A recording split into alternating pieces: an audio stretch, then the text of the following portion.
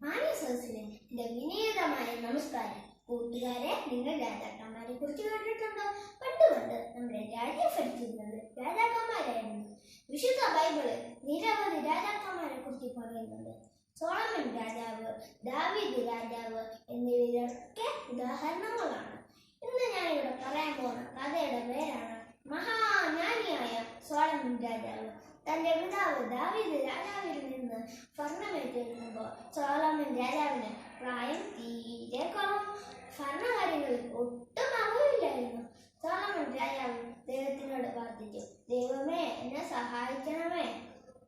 ഒരു രാത്രി സോളമൻ രാജാവ് ഒരു സ്വപ്നം കണ്ടു.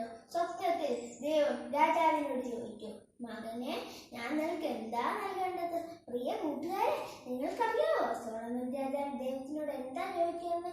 കൂടുതൽ സമ്പത്ത്, നല്ല ജീവിതം, അധികാരം? അല്ല, ഇതൊന്നുമല്ല. ഇതിനേക്കാളും വിലപ്പെട്ട ഒന്നാണ്. തന്റെ പ്രജകളെ ഭരിക്കാന് കൂടുതൽ വിവേകവും ജ്ഞാനവും ദൈവത്തിനോട് അപേക്ഷിച്ചു. ദൈവം സന്തുഷ്ടനായി രാജാവിനോട് പറഞ്ഞു, ഒരുപക്ഷെ നിനക്ക് വേണമെങ്കിൽ നല്ല ജീവിതം, കൂടുതൽ സമ്പത്ത്, നല്ല ആരോഗ്യം ഒക്കെ ആവശ്യപ്പെടാമായിരുന്നു. പക്ഷെ നീ നല്ല വിവേകവും ജ്ഞാനവും ആവശ്യപ്പെട്ടതുകൊണ്ട് നിന്നെ ഞാൻ ജ്ഞാനിയാക്കും. കൂടുതൽ സമ്പത്തും വിവേകവും നൽകി നിന്നെ ഞാൻ അനുഗ്രഹിക്കും. കുറച്ച് ദിവസങ്ങൾക്ക് ശേഷം രണ്ടമ്മമാർ രാജാവിന്റെ അടുത്തെത്തി. ആദ്യത്തെ അമ്മ പറഞ്ഞു, രാജാവേ, ഞങ്ങൾ രണ്ടുപേരും ഒരേ വീട്ടിൽ താമസിക്കുന്നവരാണ്. ഞങ്ങൾ രണ്ടുപേർക്കും ഓരോ കുഞ്ഞുങ്ങളുണ്ടായി.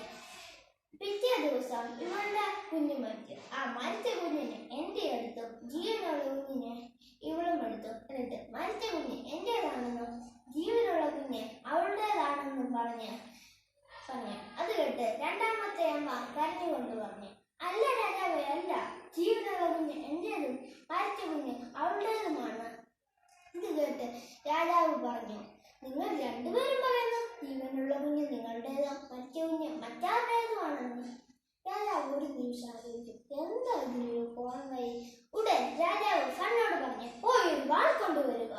പ്രിയ കൂട്ടുകാരെ, നിങ്ങൾക്കറിയാവോ സോളമൻ രാജാവ് ആ വാളുമായി എന്താ ചെയ്യുന്നതെന്ന്? ജീവനുള്ള കുഞ്ഞിനെ രണ്ടായി മുറിക്ക് രണ്ടമ്മമാർക്കും തരിക.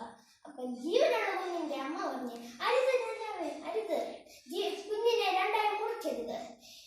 കുഞ്ഞ് ജീവിച്ചിരിക്കുന്നതല്ലോ എനിക്ക് കാണാമല്ലോ. ഇത് കേട്ട് രണ്ടാമത്തെ അമ്മ പറഞ്ഞു, ശരിയാ രാജാവേ, ശരിയാ, അങ്ങയുടെ തീരുമാനം ശരിയാ. കുഞ്ഞിനെ രണ്ടായി മുറിക്ക് ഞങ്ങൾ രണ്ടുപേർക്കും തരിക. വാളെടുത്ത് മാറ്റു. ഉടൻ രാജാവ് ആജ്ഞാപിച്ചു.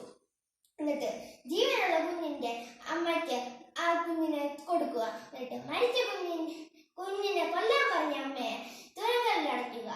തന്റെ കുഞ്ഞിനെ കിട്ടിയ സന്തോഷത്തിൽ രാജാവിനോട് അമ്മ നന്ദി പറഞ്ഞ് അങ്ങോട്ട് വീട്ടിലേക്ക് പോയി.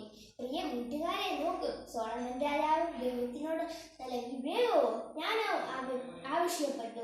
ദൈവം നല്ല വിവേകവും ജ്ഞാനവും നൽകി. ഇതുപോലെ കുഞ്ഞു മക്കളായ നമുക്ക് ദൈവത്തിനോട് നല്ല വിവേകവും ജ്ഞാനവും അപേക്ഷിക്കാം. ദൈവം നമ്മെ തീർച്ചയായും സഹായിക്കും. നന്ദി, നമസ്കാരം. ജയ് ക്രൈസ്റ്റ്.